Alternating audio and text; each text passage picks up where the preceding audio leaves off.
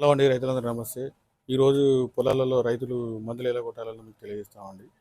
ఈ రోజు రైతులు ఏం చేస్తారంటే షాపులకు వచ్చి మందులు కొంటూ పోతున్నారు.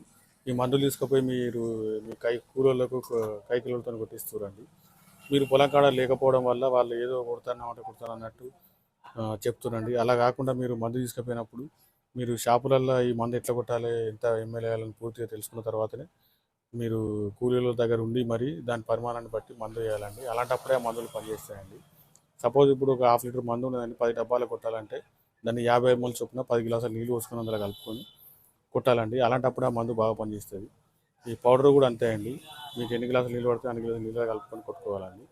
ఈ మందు కొట్టే విషయంలో కూడా అండి మీరు సేఫ్టీ పాటించాలండి. మీరు మండే మందులు అయితేనో కొద్దిగా నూనె రాసుకొని కొట్టాలి.